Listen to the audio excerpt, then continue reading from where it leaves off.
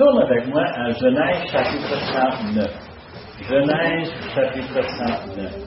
On saute à travers le passage. C'est un passage assez long, mais assez rempli d'événements. Quand je cherche, j'ai pris ce truc de d'autres, c'est pas mon idée, mais c'est fun de donner un titre à une étude. Quand on fait une étude, on essaie de trouver c'est quoi le message fondamental à la base, et on essaie de découvrir c'est quoi le message dans ce passage, Genèse chapitre 39. Sur le titre que je me suis donné pour moi, pour l'étude, pour la préparation, c'est quand Dieu fait descendre. Non, j'ai triché. Ça, c'est M. Philippe qui m'avait montré ça. Il dit, prends ton titre dans le passage. Prends les mots qui sont là, tu n'inventes rien. Si quelqu'un te questionne, tu sais que hey, ça vient de la parole de Dieu. C'est bien, c'est bon. Ça, c'est M. Philippe. Notre cher M. Philippe, ce sera bon, il disait. Ce sera bon. Ce sera bon. Alors, le premier verset nous dit que l'Éternel, on a fait descendre Joseph en Égypte. C'est là où on s'en va. Les prochains 2 chapitres, on va regarder la descente de Joseph. La semaine prochaine, on va regarder Joseph qui va monter. Parce que l'histoire n'est pas complète, juste avec le chapitre 39. On a 40, 41, on a plein de choses qui vont arriver. Mais ici, on va regarder en détail la descente de Joseph. Juste pour vous donner l'eau à la bouche, pourquoi est-ce que nous, ça nous intéresse? Parce que des fois, Dieu va nous faire descendre. Des fois, Dieu va nous faire passer des épreuves, il va nous passer des choses, et on va se poser la tête, on va se questionner, on va dire, pourquoi Seigneur, ça m'arrive? Que ce soit une maladie, que ce soit une situation familiale, peut-être un événement au travail ou dans le voisinage, peut-être un événement dans notre pays. Et on va se poser des questions. Pourquoi Seigneur? Et je vous assure que le Seigneur a des réponses. Mon frère aîné m'a taquiné pendant longtemps en disant des questions pourquoi ça appartient à l'Éternel. C'est à lui. Alors, on regarde ce chapitre, on se pose la question, c'est qui ce Joseph? Et si on me permet, je vais simplement essayer de continuer où ils vont nous a laissé la semaine passée. On se souvient, si vous n'avez pas été ici la semaine passée, vous intéressez sur le site web, on a chargé ça ce matin, ça devrait être disponible. On n'est pas vite à faire les copies, on vous demande pardon. Mais Yvon nous a bien présenté le fait que Joseph, le fils favori de Jacob, le fils de premier-né de Rachel, vous souvenez tout ça, il a 11 frères, une sœur, les frères sont jaloux de lui, parce qu'il a un plus beau manteau. C'est ça qu'on enseigne à l'école du manteau aux enfants, mais c'est pas vraiment ça. C'est beaucoup plus compliqué que ça. On a vu la semaine passée comment que Joseph, c'est un gars qui bavard sur ses frères, hein? Il va dire à son père toutes les choses qu'il fait et toutes les choses qui font mauvais. Puis j'ai l'impression, c'est moi. Moi, je connais les frères, moi j'en ai 2. On aime beaucoup ça, se taquiner. Des fois, on dit des choses que peut-être on devrait se taire. Et je suis sûr que Joseph disait à Jacob, tu sais-tu qu'est-ce que Ruben a fait? Tu sais-tu qu'est-ce que Simeon a fait? Sais-tu qu'est-ce que... je suis sûr qu'il a raconté toutes sortes d'affaires avec plaisir. Pourquoi? Parce que c'est le chouchou de son père. Il peut dire qu'est-ce qu'il veut. Le pauvre petit garçon, il peut jamais être là. C'est le favori. Hein? Mais les autres, Et on peut voir tout le scénario de la semaine passée arriver et comprendre que, il y avait des émotions entre ces garçons-là. Et à un point où on a pris Joseph, et qu'est-ce qu'on avait fait? On l'a remis dans un système qui était vide, on l'a lancé dedans. Et les Écritures ne le disent pas ici, mais plus loin, ils vont nous revenir avec des détails. Si on me mettait dans un citerne vide, je te dis que je ne serais pas silencieux. Surtout si moi j'étais le chouchou de la famille. Le monde va entendre. Moi, je suis un expert, je ne sais pas vous autres, mais moi, chez nous, je suis reconnu comme celui qui aime chialer. Et moi, Toi aussi, OK. Si ça ne fait pas mon affaire, tu vas le savoir. ah, ça va. Il est dans le trou, il est là, il n'est pas capable de sortir, il crie après ses frères, viens me chercher, la face, c'est pas drôle, viens me sortir de là. Et tu peux voir les émotions. Et tu peux voir aussi les Bédouins qui arrivent. Et qu'est-ce qu'ils font? Ils vendent Joseph en commercial. Et là, on commence ici, dans chapitre 39, avec le fait qu'ils l'ont pris, ils l'ont descendu en Égypte. En plus, Joseph disait à ses frères qu'il serait assis au genou un jour qu'il dépendrait de Joseph. Ça n'a pas aidé, ça. Ça a mis le feu dans la paille, n'est-ce pas? Et tu dis ça à eux autres, et puis, hey, regarde le rêve que j'ai eu, et tu dis ça à ton père dit, hey, arrête-moi ça. Puis lui, il sourit parce que c'est lui qui a les rêves du Seigneur, il dit, hey, on va t'en parler. Comme tu dis, d'accord, il y a quelqu'un qui ressemble silencieux. Et c'est important pour nous à reconnaître. Juste pour vous donner un arrière-plan un peu sur ce que Dieu a fait ici dans les Écritures. Genèse a 50 chapitres. Combien de chapitres sont dédiés à Joseph? J'ai pas assez de doigts. 12 chapitres. Un quart de Genèse, c'est les histoires de Joseph. C'est beaucoup plus que la création. La création, on a eu ça dans 2 chapitres. Bing, bang, boom, c'est fait en hiver. Wow! C'est fait, c'est vite. Mais Joseph, son histoire est beaucoup plus longue. Beaucoup plus long qu'Abraham. Beaucoup plus long qu'Isaac et Jacob. Littéralement, il y a plus de papier dédié à Joseph qu'aux autres.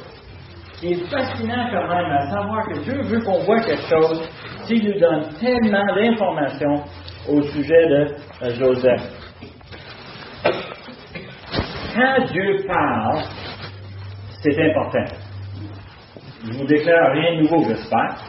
Quand Dieu vous parle, c'est important. On doit l'écouter. Mais quand Dieu répète quelque chose à plusieurs reprises, c'est parce que c'est vraiment important. Quand on chante Saint, Saint, Saint est l'Éternel, on est en train de dire quoi? Dieu n'est pas juste saint, mais il est très saint, il est le plus saint. On répète. Et ici, l'histoire de Joseph, on répète des choses qui reviennent et des choses importantes.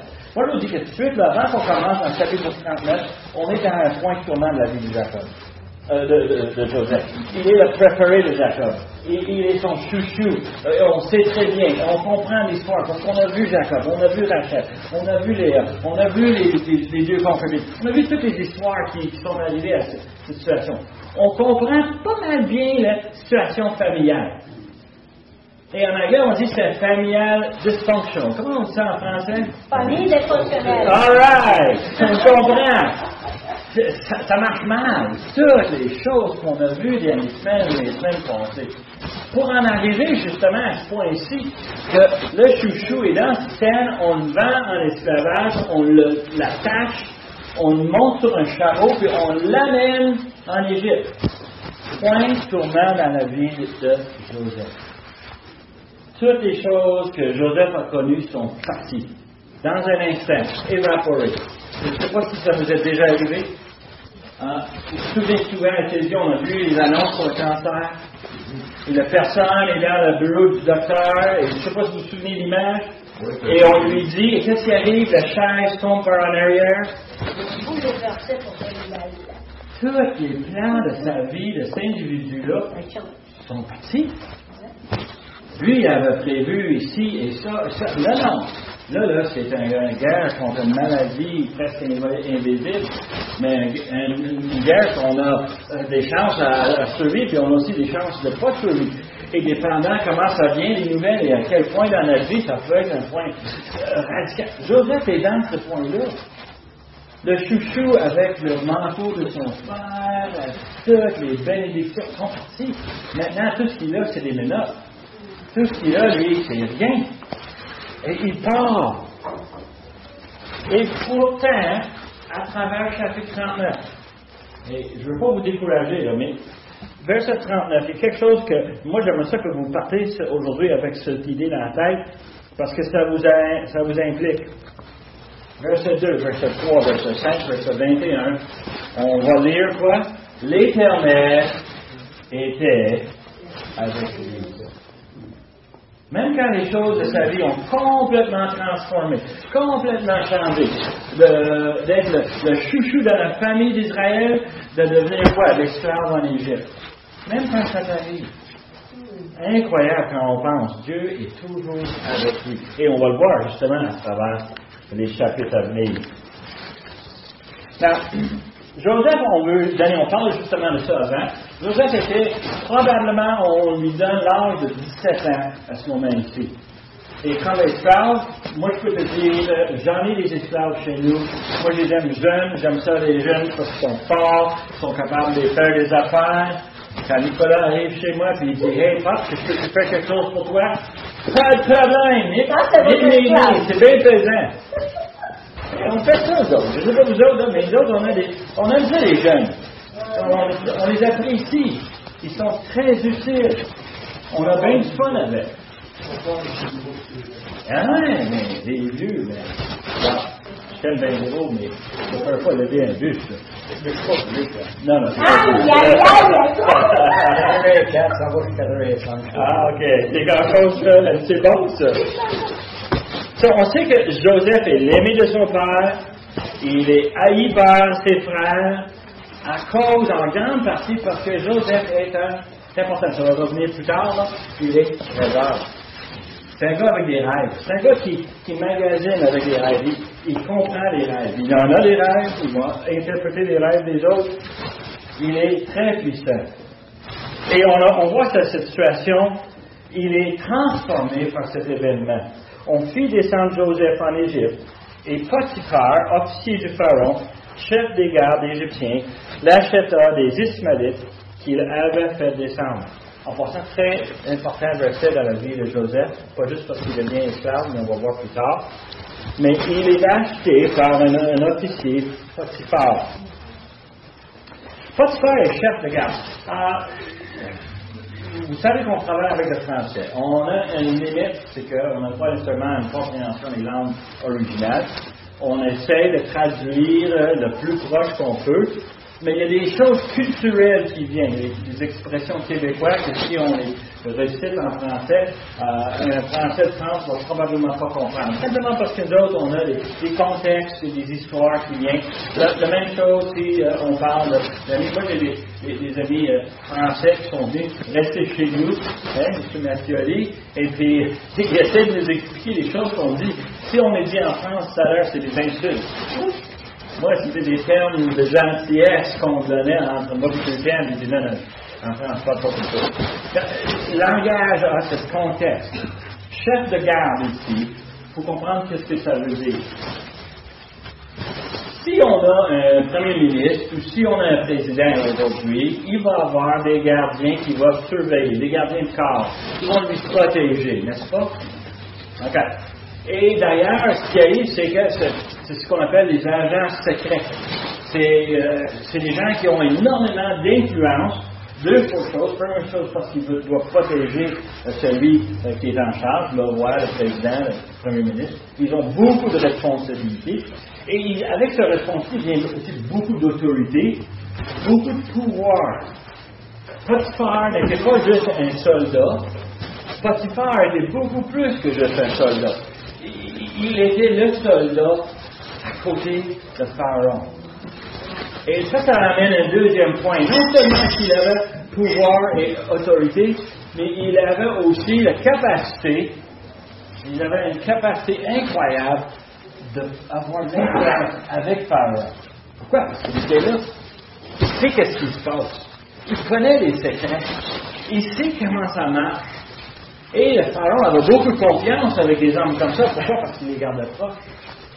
Et on va voir à travers l'histoire que ça a un énorme rôle dans la vie de Joseph. Tellement important. OK. Alors, moi j'ai une couple de questions qui viennent avec ce simple verset. Les épreuves sont souvent là pour nous former. Les épreuves sont souvent là, Dieu les permet pour nous tester. Hein? Mais aussi, les épreuves sont souvent là pour nous humilier. Et j'en parle parce que Joseph souffre d'orgueil. On aime se penser que Joseph c'est un bon gars. On va lire les passages et on va voir qu'est-ce que Joseph fait et on va dire, je veux être comme Joseph. Oui, mais tu ne veux pas être le Joseph de jeunesse. Tu veux suivre l'exemple de Joseph éprouvé. Parce que pourquoi il est humble? Il regarde l'Éternel avec un autre œil. Il regarde l'Éternel comme une source de protection. Il regarde l'Éternel comme celui qui est avec lui et qui va lui bénir. Alors c'est important de reconnaître qu'il est humilié. Il était prince en Israël, mais là il est esclave d'un Égyptien. Et la question qu'on doit se poser, la question, pourquoi Dieu tu veux te mettre dans cette épreuve? C'est-tu parce que tu veux qu'il soit humble? Oui. C'est-tu parce que tu veux voir quelle sorte de jeune homme que c'est? Oui. Où il avait l'intention de faire un gouverneur d'Égypte reconnu et qui sauva non seulement l'Égypte, mais sa famille, la famille. Mais qui le sait? Joseph ne le sait pas. Non, je ne sais pas. Nous, on a triché. Oui. Nous, on a lu les chapitres qui suivent. Je vous connais, vous autres, là. Vous cherchez les réponses. C'est très logique, ça. Dieu voulait l'avoir en Égypte parce que Dieu voulait l'avoir en Égypte. Et ça, là, il faut le comprendre. Il y a des choses qui arrivent dans votre vie, vous dites comment ça se fait. Et la seule chose qu'on peut dire, si Dieu m'a mis dans cette situation, parce qu'il voulait que je sois là. C'est parce que c'était son plan.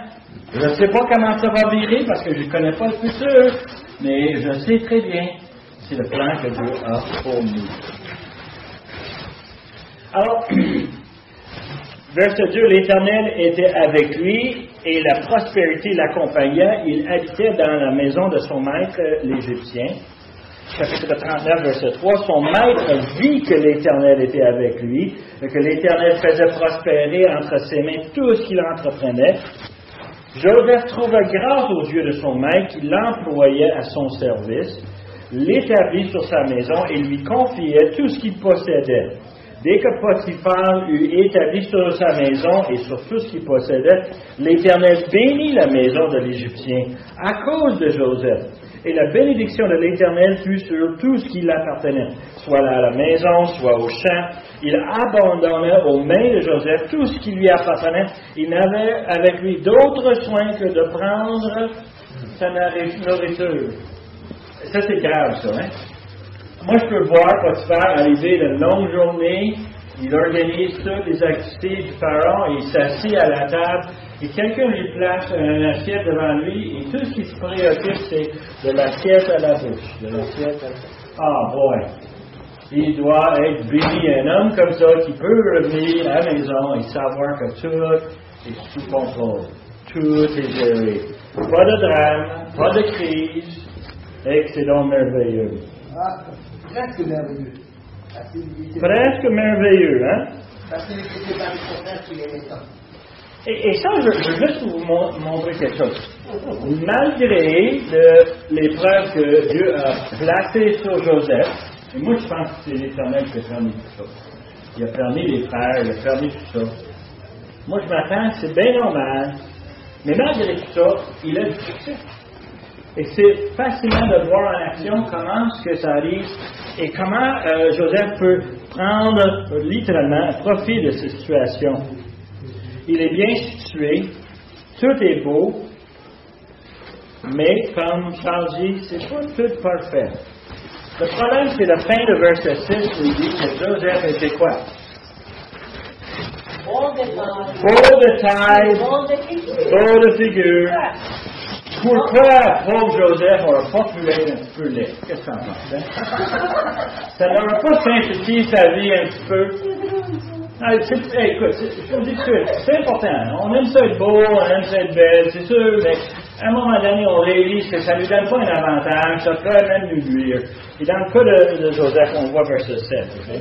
Après ces choses, il arrivait que la femme de son maître portait les yeux sur Joseph et dit, couche avec moi. Et il refusait, il dit à la femme de son maître, voici mon maître ne prend avec moi connaissance de rien dans sa maison. Il a remis entre mes mains tout ce qui lui appartient. Il n'est pas plus grand que moi dans cette maison. Il ne m'a rien interdit, excepté toi, parce que tu es sa femme. Comment ferais-je un aussi grand mal et je serais contre Dieu? Quoiqu'elle parlait tous les jours à Joseph, il refusait de coucher auprès d'elle et d'être avec elle. Ah! Joseph est tellement sage de rejeter la tentation, de rejeter. C'est important quand on y pense. Là.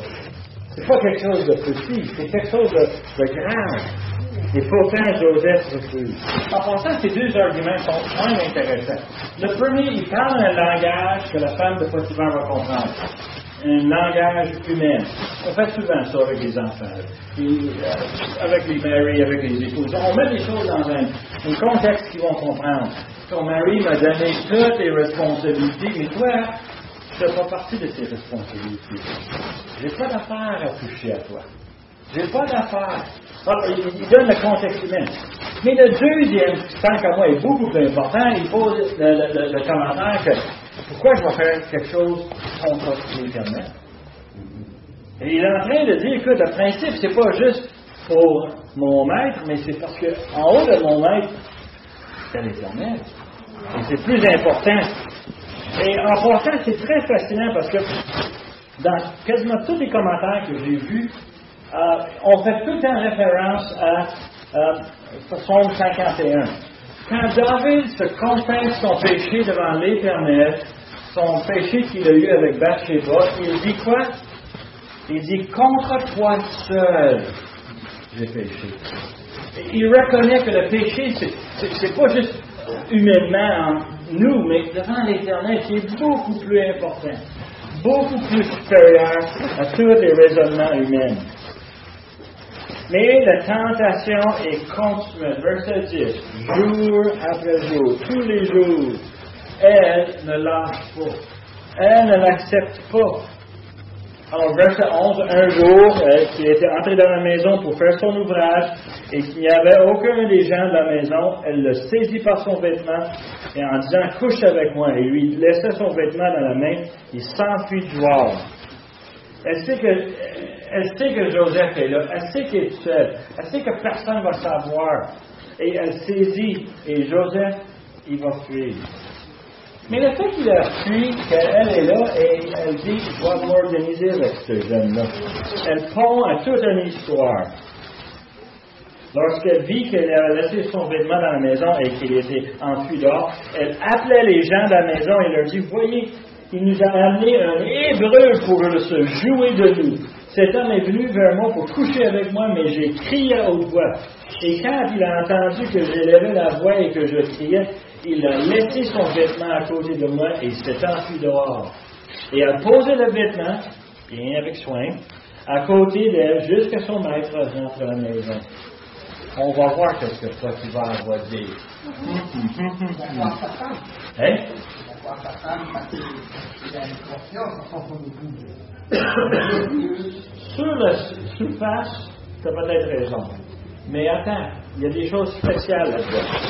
Premièrement, on sait qu'elle parle avec son mari, verset 7, elle dit l'esclave hébreu. Il faut comprendre que le mot hébreu pour l'Égyptien, c'est une insulte. Okay? Le racisme, c'est pas d'aujourd'hui. Ça date depuis longue date. Une des choses qu'on constate, c'est que une des raisons que Dieu a envoyé Jacob et toute sa famille en Égypte pour 400 ans, c'est de leur protéger. Leur protéger pendant un temps où ils étaient sous l'influence des Cananéens qui étaient des païens, mais qu'on a vu dans les chapitres précédents, ils aiment bien ça faire le commerce. Ils voulaient se marier avec les Hébreux. Les Égyptiens, c'est pas le cas. Les Égyptiens gardaient les Hébreux. Ça, c'est des bergers qui s'occupent des troupeaux. c'est des gens inférieurs à nous. Nous sommes des Égyptiens. Et ils se pètent le bretelle. Et elle est en train de dire, son mari, tu vas aller chercher les sables, c'est les Hébreux. Tu vois quelle sorte de personnalité c'est. Regarde, il essaie de m'attaquer.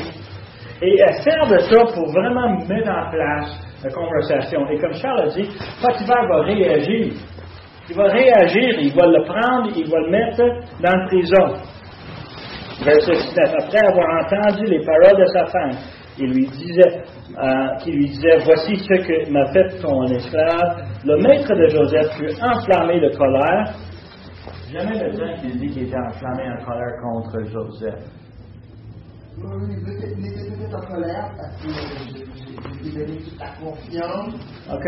Il était comme un serviteur de l'esclave. Et tu me trahis en violant la femme. Peut-être. À voir. Peut-être. Mais il prend Joseph, il le met dans le fond de la prison, le pire au monde. Non. Non. Mais s'il avait été en colère, il aurait pu être. Il prend Joseph, il le met dans la prison, dans le lieu où les prisonniers du roi étaient enfermés. Il fut là en prison. C'est pas une prison pour les pauvres, c'est pas une prison pour les esclaves. En passant, il n'y avait pas de prison pour les esclaves. Un esclave qui embarque dans un acte sexuel avec l'époux, on enlève la vie. Un esclave, c'est la propriété. Moi, j'ai un auto qui m'a bien servi pendant longtemps. Mais à la longue, elle a éprouvé certaines caractéristiques. Et sur un des retours d'un voyage d'affaires à Toronto, je suis assis et mon auto commence à faire des choses que j'aime pas. Et moi, j'ai tourné vers mon auto en conduisant, j'ai dit, baby, your days are numbered. Tes jours sont nombreux. 2 semaines plus tard, j'avais un autre auto, OK? La propriété est à moi d'Annie-Carnoir. Je vais me débarrasser quand ça me tente. Je vais faire ce qui est bien. Je vais faire ce qui me semble bien. Et c'est à moi. C'est pas à personne d'autre. Un esclave qui fait de quoi dans la maison du maître, il est mort.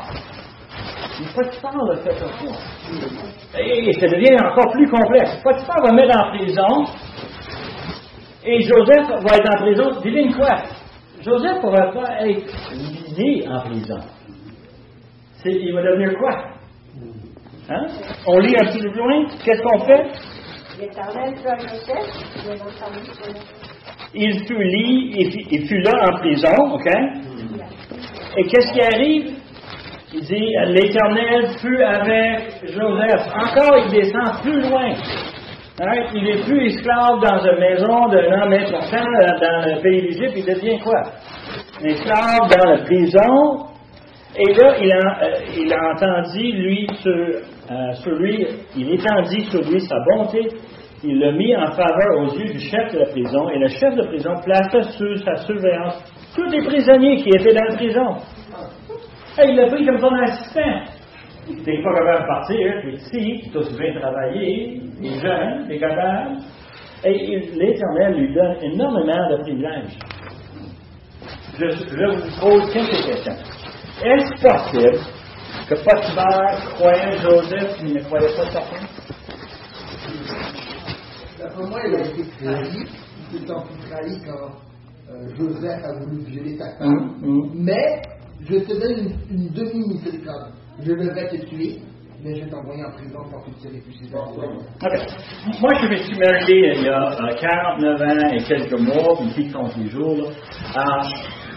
Depuis ce temps-là, j'ai appris à connaître mon épouse. Penses-tu que Potiphar ne connaissait pas sa femme? Ben oui, bien sûr. Moi, je suis sûr que c'est pas le premier et la dernière fois que sa femme a fait quelque chose, puis lui a dit, Encore une fois. Encore une fois. Moi, je suis sûr que, ça c'est moi, OK? Les Écritures me donnent l'image qu'il a bien traité Joseph malgré le crime qui lui a été accusé. Il veut apaiser sa femme. Il est fâché. Pourquoi? Parce que lui, il s'entendait de venir à la maison, de s'asseoir devant son assiette et de prendre la nourriture de l'assiette et de mettre dans la bouche. Mais non, là, il y a une chiale, il y a une crise, sa femme est toute bouleversée. Il prend Joseph et il le met dans la vie. Et on pense que c'est pénible pour Joseph. Et il se l'est. Mais il n'est pas mort. Et en prison, qu'est-ce qu'on fait? On lui donne des responsabilités, on lui donne des autorités. Moi, je pense que Potiphar connaissait très bien la situation, il n'était pas de nous. Pas d'accord qu'il n'a pas défendu Joseph, mais que tu veux, l'Éternel est avec Joseph, et c'est ça qui arrive. Now, verset 1 de chapitre 40, on va regarder chapitre 40 parce que ça va nous mettre un peu à l'œil. On a institué une session où il y a deux des prisonniers qui sont là. On ne nous dit pas leur crime. On n'a pas d'idée qu'est-ce qu'ils ont fait. Mais ils ont des rôles importants. Donc, moi, je suis obligé de prendre un dictionnaire parce que moi, le français, c'est pas ma langue maternelle. Et quand on me parle d'une échanson, un panetier, je comprends pas. Mais en faisant des recherches, je comprends un peu c'est qui les chansons. C'est lui qui pourvoit au pharaon ses breuvages. Quelle meilleure place pour mettre des poisons, hein? Ça prend quelqu'un qui surveille ça, quelqu'un qui est responsable. Peut-être qu'il a échappé un verre sur le genou du pharaon et le pharaon était fâché. J'aimais tellement cette robe-là et puis là, c'est tout caché avec le vin. On le met en prison. Je ne sais pas quel crime il a fait. Mais il a fait quelque chose pour se rendre en prison.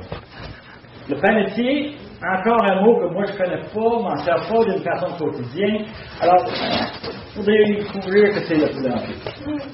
Sa responsabilité, c'est le pain que le pharaon va manger. Encore une personne qui a énormément d'influence, qui est proche du pharaon, et pour quelque raison, lui aussi, on le met en prison.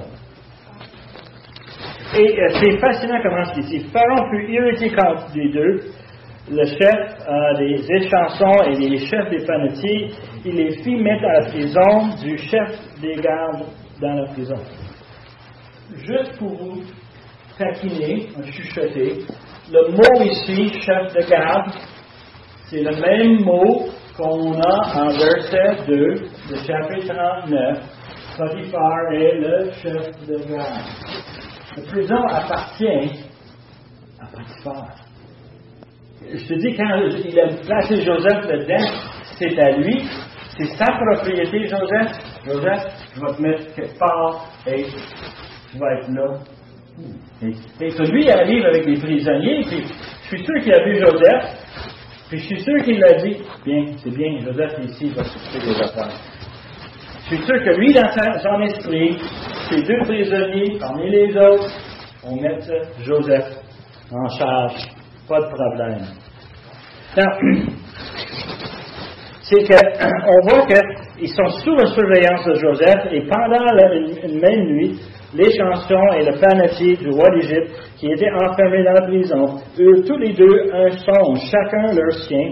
Ils pouvaient recevoir une explication distincte. Ils ne comprennent pas les rêves. Est-ce que vous avez des rêves que vous ne comprenez pas? Moi, j'en ai tout le temps, tout le temps. Et le parti que j'aime beaucoup, c'est que l'Éternel m'a enlevé ma mémoire. Donc moi, je oublie le rêve quand je me lève. Alors, ça me dérange. Pourquoi? Peut-être une couple de minutes. Parce que pourquoi je ne me souviens pas. Mais ces gars-là, ils ont des rêves et ça les dérange. Ils cherchent à comprendre qu'est-ce que ça veut dire. En Égypte, ça c'est très commun que les gens avaient des interprètes qui venaient et qui leur expliquaient les rêves. Souvent des explications stupides, mais qu'est-ce que tu veux? C'est ça qui arrive quand on tombe dans cette piège-là. Alors, il questionne il dit, pourquoi avez-vous un mauvais visage aujourd'hui? Il a répondu, nous n'avons eu un songe, verset 8, et il n'y a personne à l'expliquer. Joseph leur dit, n'est-ce pas à Dieu qui appartient les explications? C'est ça que je vous ai dit au commencement, mon frère m'a dit, les questions pourquoi? Dieu est le raisonnement, c'est lui à qui appartient toutes les explications.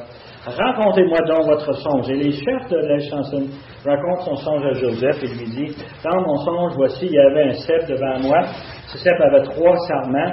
Quand il eut poussé, sa fleur se développa et les grappes donnèrent leur raison mûre. La coupe du pharaon était dans ma main. Je pris les raisons, je les pressai dans la coupe du pharaon et j'ai mis la coupe dans la main du pharaon. Et Joseph lui dit, et voici l'explication, les 3 sarments sont 3 jours. Et encore 3 jours, Pharaon relèvera la tête et te rétablira dans ta charge. Tu mettras la coupe dans la main du Pharaon, comme tu en avais l'habitude lorsque tu étais son échanson. Alors l'explication est claire, et c'est des bonnes nouvelles. Et Joseph va le suivre avec une demande. Okay? La demande, c'est ici. Mais souviens-toi de moi quand tu seras heureux. Et montre, je te prie, de la bonté à mon égard, parle à ma faveur à Pharaon. Et fais-moi sortir de cette maison, car j'ai été enlevé du pays des Hébreux, et ici même je n'ai rien fait pour être mis en prison. Donc, Joseph, il cherche des bonnes références pour qu'il puisse sortir de prison. Et c'est très logique. Dans verset 16, le chef des panetiers, voyant Joseph avait donné une explication favorable, dit, voici, il y avait aussi dans mon songe 3 corbeilles de pain blanc sur ma tête. Dans la corbeille, la plus élevée, il y avait pour Pharaon des mets de toute espèce, cuits au four, et les oiseaux les mangèrent dans le corbeau là au-dessus de ma tête. Alors Joseph lui répondit en disant, et voici l'explication, les 3 corbeilles sont 3 jours. Encore 3 jours, et Pharaon enlèvera ta tête dessus de toi, te faire pendre à un bois, et les oiseaux mangeront la terre. Moi, je ne sais pas, moi, si j'avais l'explication, il semble que j'essaie de trouver une façon plus délicate. Hein? Pas sûr, peut-être ça va virer mal, on va voir dans 3 jours. Non, il dit. Et c'est triste. Et je sais très bien qu'est-ce qui arrive, verset 20, le 3e jour, c'est la fête de Pharaon, et il va faire sortir tous ses serviteurs pour un festin, et il va élever la tête du chef des échantillons, la tête du chef du panetier, au milieu de ses serviteurs. Il va réétablir le chef des chansons dans sa charge des chansons, et pour qu'il mette la coupe dans la main de Pharaon. Mais il fait prendre le chef de panetier selon l'explication de Joseph leur avait donnée. Ce qui veut dire quoi? Il a coupé sa tête. Le chef des échantillons ne pense plus à Joseph. Dernier mot de verset 23, très important. Il oublia. Et moi, je trouve ça drôle. Il aurait pu dire d'autres choses, mais non, il oublie Joseph. Il oublie la demande de Joseph. Il oublie la seule explication. Pour lui, là, c'est parti de la tête. La vie est belle, je vais tourner à ma force, j'ai la crédibilité, je me suis vraiment mis dans une situation et je suis réétabli, mais il passe sur la demande de Joseph. Et encore une fois, comme auparavant, je vous pose la question, pourquoi est-ce qu'il a oublié? Qu'est-ce que vous en pensez? Pourquoi est-ce qu'il a oublié? Non, la mémoire romaine est religieuse. OK. Moi, je vois ça, oui. C'est logique. Mais la prison, bon, il est tellement heureux d'être sorti de la prison parce qu'être dans une prison autrefois, nos prisons d'aujourd'hui sont plus luxueuses comparé aux prisons de Joseph. Je suis sûr de ça. Mais je vous ai déjà donné la réponse. La raison pour laquelle il a oublié, c'est parce que Dieu voulait qu'il oublie. Il voulait Joseph dans la prison. Tu lis chapitre 40, puis tu dis, ben c'est évident. Joseph est appelé à des grandes choses, il est capable d'interpréter les rêves. Pourquoi est-ce qu'on le laisse en prison? Parce que Dieu veut le garder en prison. Dieu veut protéger Joseph du monde autour de lui jusqu'au moment où il en a besoin. Et Joseph, je sais qu'il veut sortir. Moi, il y a des choses dans ma vie, je veux changer. Mais Dieu veut qu'on subit qu'est-ce qu'on vit aujourd'hui. Dieu a un plan pour la vie de Joseph. Et ce plan n'est pas évident à Joseph. Il va certainement, après des années de service, comme esclave, comme prisonnier, comme chef de prison, il va avoir plein d'idées en tête en disant comment ça se fait que j'endure toutes ces épreuves-là. Mais là, ici, c'est Dieu a un plan. Dieu a un plan pour lui. Un plan merveilleux. Et on va le voir, évidemment, la semaine prochaine. Donc, la semaine prochaine, Joseph n'est pas en train de descendre. La semaine prochaine, on va voir Joseph monter. Mais il faut comprendre que cette application à Joseph, pourquoi 12 chapitres dans le livre de Genèse? Parce que nous autres aussi, on est dans le même bateau. On est orgueilleux, on se pense bien. Peut-être que vous êtes le chouchou chez vous, je ne sais pas. Peut-être que vous êtes le favori du patron. Peut-être que vous avez un rôle important. Peut-être que vous êtes un génie et vous avez les meilleures notes dans votre classe à l'université. Il y a toutes sortes de choses qui peuvent arriver en disant je suis quelqu'un. Et Dieu veut dire, comme il dit à Joseph, 5 minutes, tu m'appartiens. Je vais faire avec toi comme ça me semble bien. Et Romains 8, 28 nous dit, car toutes choses concourent au bien de ceux qui aiment Dieu. Une chose que j'ai appris, moi, dans ces 2 chapitres, c'est que Joseph, il aime Dieu. Je sais que Joseph, il veut plaire à Dieu. Et je pense qu'il a pris ça sur le chameau, menotté, en train de descendre. Il est en train de dire, j'ai bien, tout ce qui me reste, c'est ça. Je suis convaincu qu'il y avait une transformation dans sa vie, puis je suis sûr que c'était sur la route. La route chaude, souffrante. Et pourtant, il arrive et Dieu était avec lui dans la vie à travers ces passages. Mais pour nous aussi, Dieu est avec nous. Si on s'humilie, si on tourne à notre Seigneur, si on confesse notre péché, si on tourne de notre orgueil et on dit à Seigneur, fais avec nous ce que tu penses bien. Parce que je sais que tu m'aimes et tu vas s'occuper de moi. Dani, tu as récité le premier partie de verset 28. Oui. Mais il faut continuer le verset 28. Parce que c'est important dans le cadre de Joseph. Parce que c'est, avec ma version aussi, là, de ceux qui l'aiment, de ceux qui sont appelés conformément selon son plan.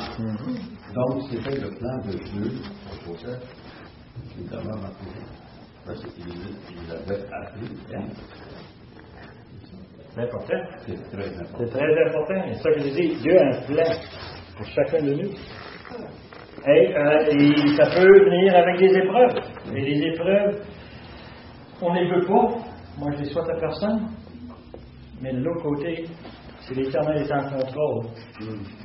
C'est la meilleure personne avec qui je peux passer les épreuves. Est-ce qu'on doit accepter les bonnes choses puis pas accepter les mauvaises? On est-tu capable? C'est Dieu qui dit.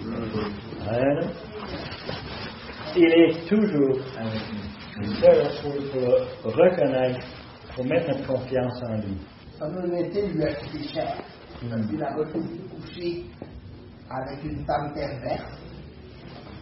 Et humainement parlant, Charles, on parle de ça comme des gens qui habitent l'an 2025.